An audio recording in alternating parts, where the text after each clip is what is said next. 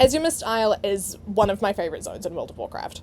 Releasing back in 2007 with the Burning Crusade expansion, it is the player's introduction to the Draenei and their relationship with the rest of the wider story.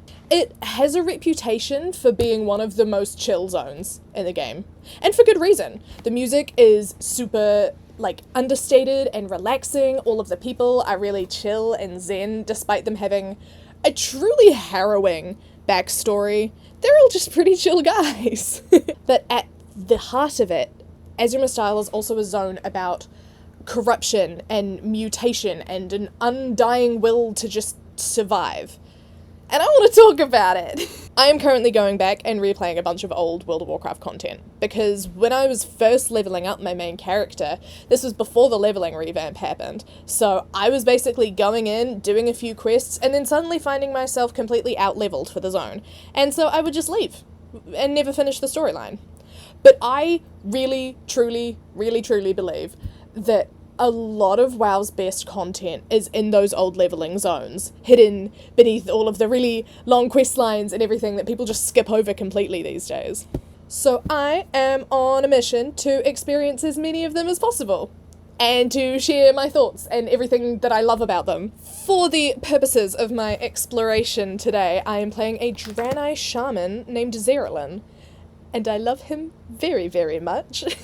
In my head, he's just a pretty chill dude, you know? He's super connected with his people and his spirituality, and he just wants to use his sick-ass shaman powers to go around healing everyone.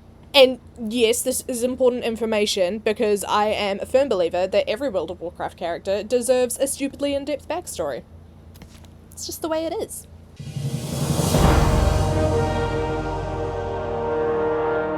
The story of Azuremyst Isle begins with the crash of the Exodar.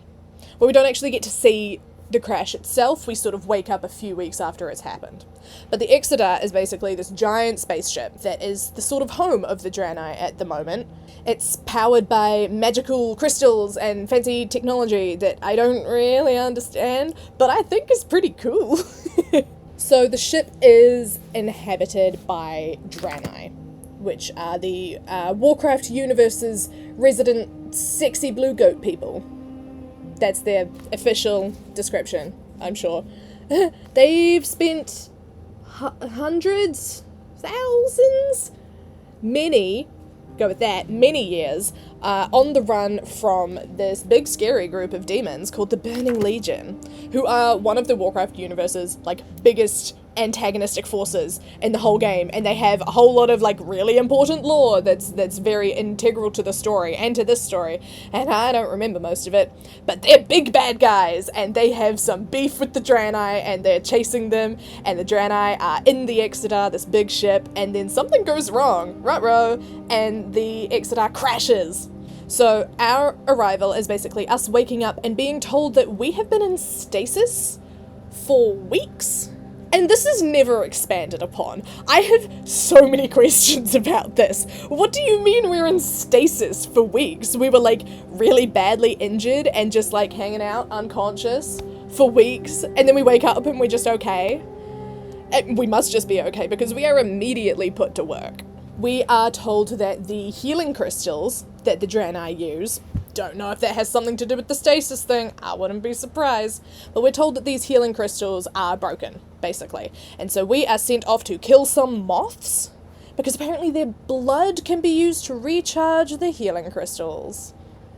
I don't know how, it's never explained, but we have a quest, we go off and do it. Whilst we are doing this, we are also told to, find any unconscious, injured Draenei just lying around out there and use our special Draenei ability to heal them.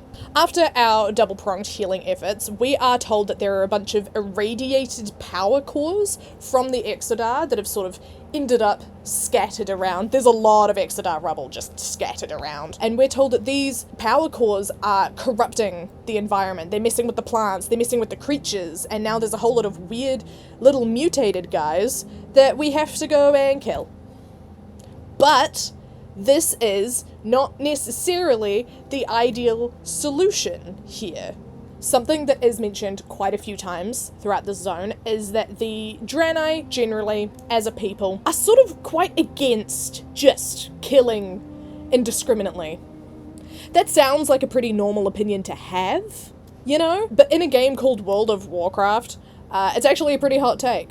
So the lady telling us all about these irradiated power cores are Botanist Tayrix. There's a lot of names in here that I find very difficult to pronounce, but that's fine. Botanist Tayrix, she tells us that she wants to find a way to sort of fix this corruption without just having to kill everything, which, fair enough. We are sent off to go find some plants and or samples that she can use to make some sort of alchemical something or other. So we gather some samples, we pick some plants, we kill some of the corrupted creatures and get little samples off them as well, and we take them all back to Botanist Tayrix, and she makes up a little neutralizing agent that we go put in the lake, and it works.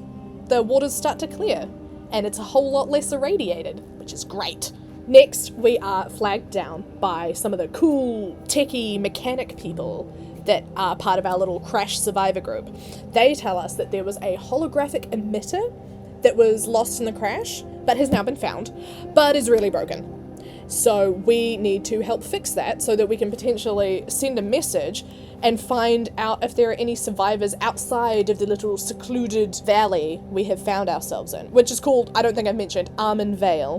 We are pointed in the direction of some nearby owlkin, which are like little humanoid owl beast guys, and they have apparently run off with some of the Draenei devices that we need to use to sort of strip the parts from them and like salvage what we can basically to fix this emitter. We are also told that some of these owlkin are seeming a tad corrupted. Ruh-roh. So we are given an inoculating crystal and told to basically try and find any of the owlkin that aren't all weird and corrupted and use the crystal on them, however that works, to make sure that they don't get infected down the line from this corruption that we have unwittingly unleashed on this, you know, lovely, beautiful, innocent island. The owlkin don't really seem to enjoy the inoculating process, but there's no way for us to tell them that we're just trying to help, and it's kind of sad. But, you know, we're trying to do the right thing, which is good, I suppose. Once we return with the scrap that is needed for the emitter, we are told that cool, techie mechanic lady Zana needs a bit more time to work on this. So we are sent off to Shadow Ridge, because there's been some reports of unusual activity. When we get there, we find a scout who has been injured and is unable to sort of get back to the rest of the crash site, and he tells us that there's a whole lot of blood elves there.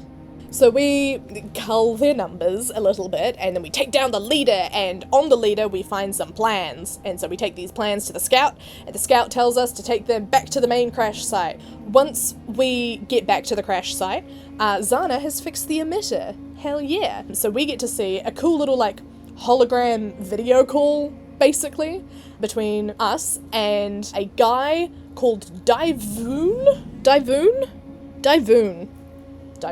who tells us that there are other survivors nearby, and they've made a little settlement. Yay! On our way to this other little settlement, we run into two people. Ayun,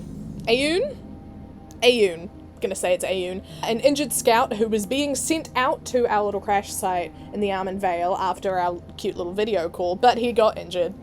What woe. And Dictina? Something like that. I'm gonna say Dictina. That feels right to me. She's a vaguely condescending woman who gets us to catch some fish for her because she's also been injured. Apparently, we're just going around and helping every injured person do their chores, rather than actually, you know, trying to help the injured people be less injured, which we could do. Need I remind you, our little character guy here is a shaman. We have healing powers. We could just heal them, but that's fine. Whatever. Anyway, after we help both of them, we arrive at Azure Watch, the little settlement that has been set up. Azure Watch is basically a makeshift outpost made up of a bunch of sort of Exodar crash rubble repurposed into little shelters. The innkeeper in the inn describes the inn as basically being little more than a glorified tent. So that probably gives you a bit of an idea of what the vibe is here. But, I might be crazy for saying this, but I've always found Azure Watch to be really cozy in a weird way. Like, the number of roofs to Draenei is drastically disproportionate, but there's something really, I think, reassuring about the whole vibe there. There's this real sense of community and determination that everyone in this little settlement seems to hold, and it's just really nice. From here, there are basically 3 main quest lines that we are sent down. The first is just helping out around the outpost, around Azure Watch. We deliver some supplies to someone at the main Exodar crash site, because that's there. That serves as the capital city for the whole thing. I haven't mentioned that yet, but the main Exodar crash site is the capital city for the zone. So we send some supplies to someone at the Exodar. We go hunting for a bunch of meat and pelts and stuff. And then we are asked to kill a bunch of infected Night Stalkers. The Night Stalkers are the most interesting part of this little subset of quests. Basically, while we are out, hunting, killing, stabbing, etc., we find an infected crystal in the stomach of one of these Night Stalkers, which are basically big cats that are acting all crazy and aggressive and weird. And so we find this crystal, and it's sort of like, oh, think I know what's happening here. We take this back to the leader guy at Azure Watch. What's his name? Exarch Menelaus? I'm probably pronouncing that wrong. But we take the little crystal that we found back to him, and he's like, ooh, looks like that's from the Exodar. Looks like it might be corrupting these poor innocent giant cats. Hence the aforementioned need to go out and kill a bunch of them. Ruh-roh. Next we have the Alliance adjacent questline. So when we first get to Azure Watch, there is an injured Night Elf priestess who is sort of lying in a tent, unconscious and unable to wake up. So we are tasked with going out to find some vines from the nearby lasher creatures that are like little plant guys with little arms, and we have to go and get some vines from them to make something that can help her wake up. We do that, it doesn't work. So one of the other people there in the little first aid tent basically tells us to go find some Azure Snapdragon bulbs. Hello? That's so like cool and fantasy sounding. So we go do that, and we bring it back, and that time it actually works, and she wakes up. However, she immediately freaks out, calls us Eridar, yells a bit, and then promptly falls unconscious again. If I'm not mistaken, Eridar are the sort of more corrupted version of the Draenei, or maybe they're what the Draenei used to be. Either way, they look like Draenei except they're red, I'm pretty sure, and they're aligned with the Burning Legion, and they're not very nice. So this lady waking up and seeing a bunch of people that look like these like evil demon guys makes sense, but also like, oh man, that must suck to have someone wake up and accuse you of being the thing that has been chasing you relentlessly for years, and then just falls unconscious about it. Man. Anyway, apparently the Draenei leader, Prophet Velen, he knew that this day would come. He said, what did he say? He apparently said at some point, we will be tested. They will ask that we pay for the sins of our fathers. Very dramatic. I need to take off the sweater. I'm getting too warm. Ugh. This is saucy. Getting this for free. Oh my god. Okay, from there, we are asked to head south to find the other people, the Night Elf lady's friends, basically. And we are told to explain to these, strangers that we're not actually evil demon guys, we're just refugees. We're not trying to kill everyone and take over the world. Our ship just crashed. We need help. So we head down to the beach. Beach day! We head down to the beach and we find a camp headed by Admiral Odysseus. Because of course it is. So he's there with a bunch of sailors, and they had to basically make an emergency landing. Porting?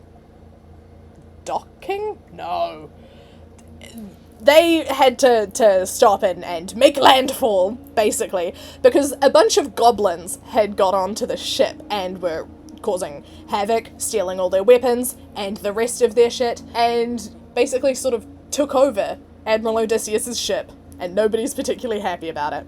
So we are then, of course, tasked with finding all of this stolen gear, and also killing a bunch of crabs, so that the camp cook can make some Jumbo Gumbo. Cool. So it turns out that these goblins are under orders from someone called Mogul Razdunk? Razdunk, to basically strip mine the entire island and yoink out all of these Exodar crystals. Yeah, I thought I had more to say after that, and I don't. So Admiral Odysseus suspects that there is a traitor among the crew that has somehow, like, leaked all of this information to the goblins, and that's how they were able to hijack the ship. So we, a complete stranger, are tasked with finding out who the traitor is. And apparently to do this, we need a bunch of leaves and a log, okay? Turns out that the leaves and the log are for us to wear as a disguise. We're gonna disguise ourselves as a tree. So there's supposedly a meeting planned between the traitor and a goblin called Giesel. I love goblins. Giesel? Are you kidding me? So we head over to a little nearby island where this meeting is supposed to take place, and we activate our tree disguise. I love it. And we wait. The traitor... I need to not just read off my laptop the whole time. The traitor ends up being a gnome, who we had sort of seen earlier, running around the beach, acting super weird. Regardless of all that, we confront the traitorous gnome, and we find out that all of this has been orchestrated by Kael'thas Sunstrider? Hello? So, Kael'thas is like a hugely important lore figure. He, oh god, okay, no, this is a test of how much I remember. I think he used to be the leader of the Blood Elves. I feel like he was pretty well liked.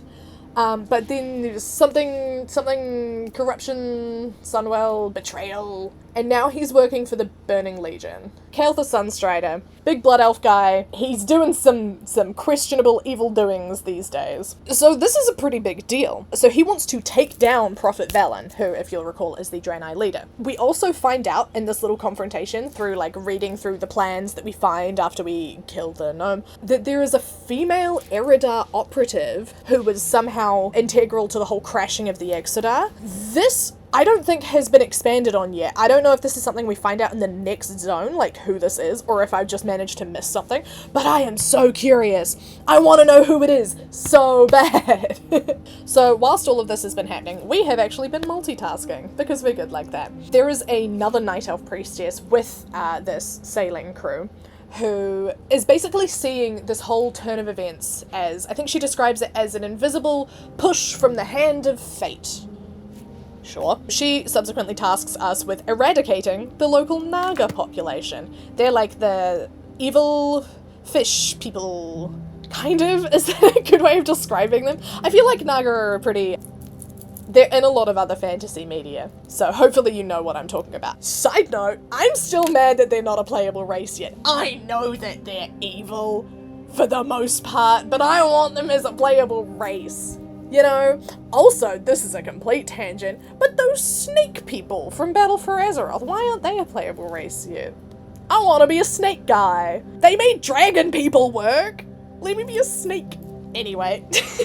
We are also asked by a dwarf who's part of the crew and also part of the Explorers League, which is one of the sort of wider guilds throughout Azeroth, to go digging in the ruins where the Naga are and find some, like, night elf artifacts. So, whilst we are out Naga slaying, we find a, like, tablet thing. So we take it back to the night elf, and she shows it to the dwarf, and the dwarf tells us that it's a little communication tablet, basically, and has a whole lot of plans for how the Naga are gonna come and invade the island and take it over and bring reinforcements from Nazjatar, which is like Naga home base, basically. So, in light of this, we go off and kill the Naga leader to ensure that this plan doesn't come to fruition. And that's the end of that. So the last part of this specific questline comes from the original Night Elf lady, who just loves passing out. Apparently, as she was sort of flittering between states of consciousness, she was muttering about a fisherman who was apparently in distress. So we are sent off to go and investigate this, make sure whoever this is okay. Spoiler alert! Nans is far from okay. He's having, quite possibly, the worst day of his life. So the man is a night elf called Cowlin, who is off on Silvermist Isle, which is the island where we had the little gnome goblin tree disguise meeting. And Cowlin is sitting there on the dock of Silvermist, and he is lamenting about how everything he loves in life is gone. Turns out he moved to this little island years ago with his family. And even though he is currently miserable and grieving the loss of his entire family, and, you know, his house has been crushed by a giant Exodar crystal, we talk to him and he's still somehow, like, sympathetic to our plight. And he's really nice to us, even though he's going through all of this stuff and we accidentally crushed his house with a giant Exodar crystal. Yeah. Oh, and his entire family has been eaten by corrupted Alkin. So we have to go kill a bunch of Alkin to find his family's remains so that he can bury them. It's just so sad. It's a really sad little interlude in this zone. I feel so bad for him, man. Anyway, moving on. There's a bunch of Furbolgs living nearby. There's a guy back at Azure Watch called Cryptographer Orin, and he has been basically working on trying to decipher the Furbolg language so that he can communicate with them through the use of this, like, fancy totem. We have a look at the totem. The totem tells us to go up a hill, so we go up a hill. We find another totem at the top of this hill, and this one tells us to go across the river. So we go across the river, we find another totem, and this one tells us to go right down to the southern end of the river. So we do that, and we find, what do you know, another totem. And this one tells us to follow the road to a Furbolg village? Bristlelim village? Yeah, Bristlelim village. So it turns out that there is a war going on between the Stillpine Furbolgs and the Bristlelim Furbolgs. Basically because the Bristlelim Furbolgs are dickheads. That's what I sort of gathered from this. There's also a prophecy that foretells of the Furbolgs basically being saved by a non-Furbolg hero. Guess who that is? Yay! So we free a bunch of captive Stillpine in the Bristlelim village, kill a bunch of Bristlelim ones for being dicks, and then we are told to go to the Stillpine village to meet their chief, because we did such a good job.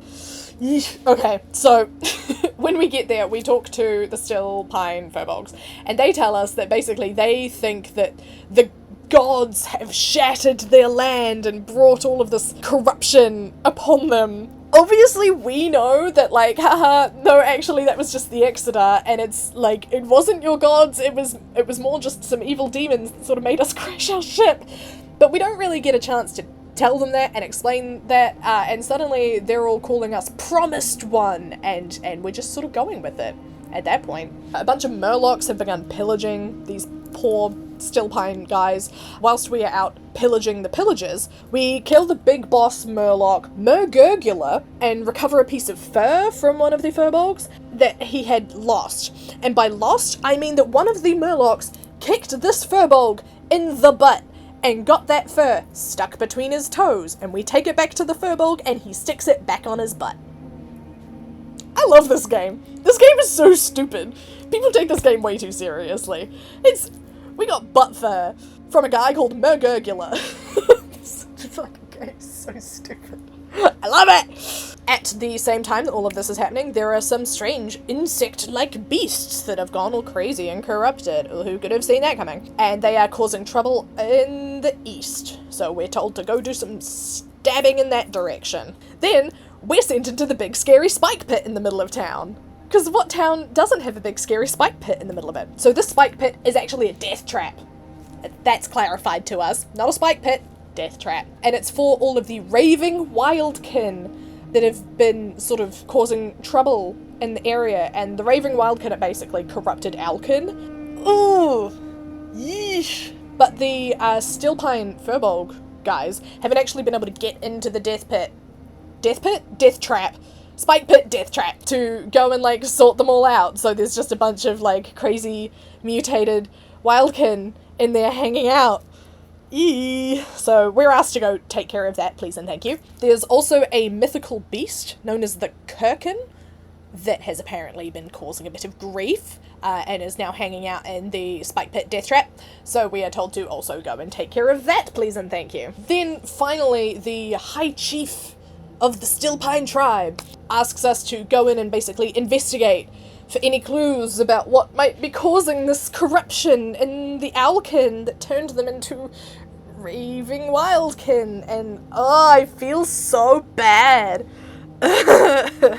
Turns out that this corruption is being caused by a blood crystal, which it's just another Exodar crystal, except this one is a spooky red and it's doing lots of spooky corruption things. Like, a lot more so than any of the other crystals, which is suspicious.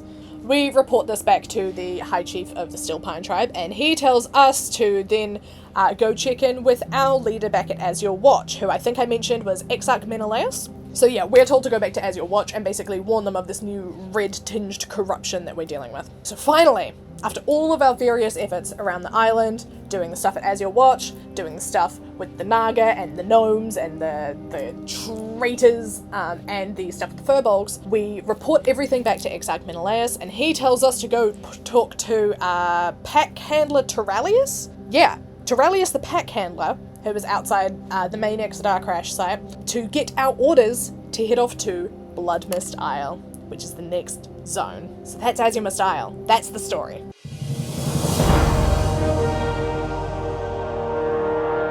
Our introduction to the Draenei as a race in WoW is being told that they are empowered by the holy light and the strength of their convictions, which goes so hard and also holds up throughout the zone. You feel that sentiment, the idea of survival and determination, practically oozing out of every pore of this little collection of islands. Exarch Menelaus, the apparent leader of Azure Watch, says to the player, the prophet states that it is here that our fate will finally be known. 10 lifetimes spent fleeing from the madness of the Burning Legion, here we finally make a stand. The story of the Draenei has the potential to be so indescribably tragic. They've faced so much loss. They have had to abandon their home time and time again to get away from this group of big scary demon guys that are just hell-bent on destroying them and eradicating their entire race. And this time, they've straight up crashed on an island full of a bunch of people accusing them of being the very same evil force that they are trying to run away from. But what do the Draenei do? They keep going. They dig their heels in. They survive. The other main theme that we see playing out in this zone is corruption. The Draenei have unwittingly corrupted this entire island through the crashing of their ship. It wasn't their fault that they crashed, but they're still trying to take accountability for it, because they're sort of the only ones who can. They want to save Azuremyst Isle as much as they want to save themselves. It is a wonderfully refreshing theme to see playing out in a game that is, from the outside at least, so focused on war and conflict and profiting. Exarch Menelaus has another great quote that he says after you find the infected crystal in the Night Stalker. He says, "Now we can either sit around on this island and cry about the tragedy that has befallen this land, or we can do something about it and prevent it from spreading." The outside forces that the Draenei encounter on Azuremyst Isle are not predisposed to trusting them. The Draenei are accused of being Eridar. Their crashed ship has destroyed homes and villages and spike pit death traps. But they are constantly reiterating that indiscriminate killing is not the Draenei way. They meet the Stillpine Furbolgs and their first instinct is furthering communication. We, as the player, drop everything we're doing to help out these random alliance strangers that we find on the beach, even though we have so little ourselves to begin with. And that we've, just woken up from a weeks-long stasis, which again, I will reiterate, is not expanded upon, and I'm so concerned about it. Those healing crystals must be crazy powerful. Oh my god. I love the story of this zone. It's so good. Speaking of things that I love,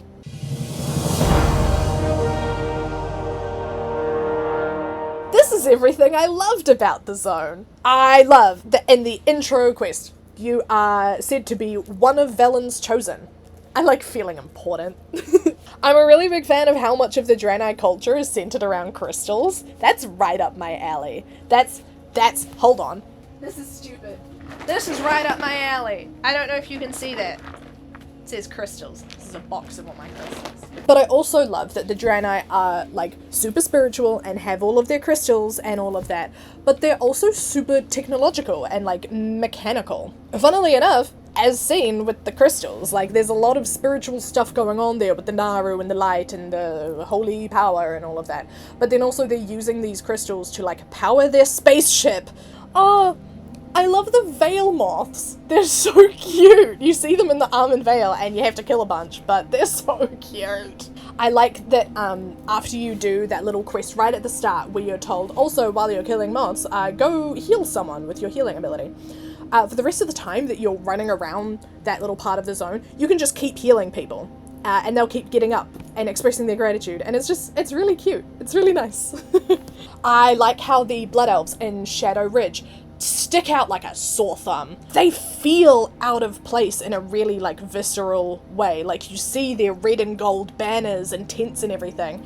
And it just clashes with, like, the very soft, like, dark blues and greens and purples of Azuremyst Isle, and of the Draenei themselves, you know. Speaking of Shadow Ridge, I love that the music changes to be, like, Blood Elf music when you're there. And I could be making this up. I could be completely hearing things, but it almost sounded like a slightly Draenei-ified version of the Blood Elf music. Like, it was slightly more woodwindy and woo-woo. I could be making that up. I could just be completely hearing things, but it's what it sounded like. I'm on low battery, I gotta get through this fast! Big fan of the Alkin. They're very cute. I can't remember what other zones they're in the game. I'm sure they are there, but they're so cute. Oh, this is sad, but there is a Draenei mourner at the graveyard in the very first crash site in the Almond Vale. And he's there, just like, kneeling in the graveyard, and you can go and talk to him, and he talks about how he lost his friend or partner or something, and it's just like, it's just a little touch that adds a little bit of very sad world building. I love all of the Draenei click dialogue. I don't know what the actual term for it is, but like when you click on someone and they say like a little line at you. I have two favourites. First one, may your days be long and your hardships few. And the second one, the Naru have not forgotten us. It just tells you everything you need to know about the Draenei as like a race of people. Ooh, the Exeter is one of my favourite cities in the game. So I didn't talk about this very much other than saying that the main bulk of the Exeter is there. It's like largely intact, and it's been repurposed as their sort of main central hub city.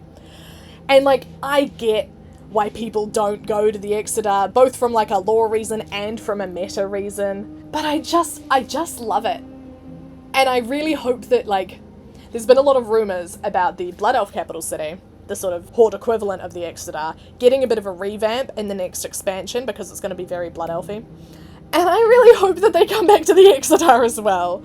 Man, like, you still have people living in little wrecked Exeter rubble. Give them houses! My main character in WoW is a Draenei, and when I went back to the Exeter to do the Heritage Armor quest, I was so excited to be back there, but I was also so sad, because what do you mean they're still living in the husk of their broken spaceship? Give them houses! Please! Make Azure watch a full town! Come on! This might be silly, but I really like the Lasher mobs that I mentioned. The little plant guys, because they've got little arms that like wiggle around while they run, and I think it's so cute. Oh, the little goblin camp is great when you're like killing the goblins that hijacked the ship. I feel like since the Undermine patch came out, I've been paying so much more attention to the goblins that you find around the world. Because like, of course it's the Venture Co goblins that are there. They're exploiting a fertile land's natural resources for their own profit. Like, duh, that's so Venture Co. Oh, I love Elex, the elephant-looking mounts that the Draenei use. I love them. They are so cute. Steelpine Village is lovely until you realise how many dead Furbolgs and Alkin are just sort of lying around the Spike Pit Death Trap. Like, with that being said, the world building there is so great. You learn so much about the Furbolg culture just from the very, very short amount of time that you spend with them.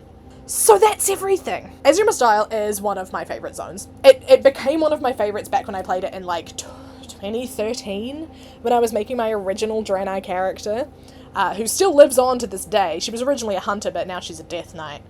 There's a whole lore thing that goes on there. I won't go into it. Playing through it now, I feel like, has given me a whole new level of understanding and enjoyment of it.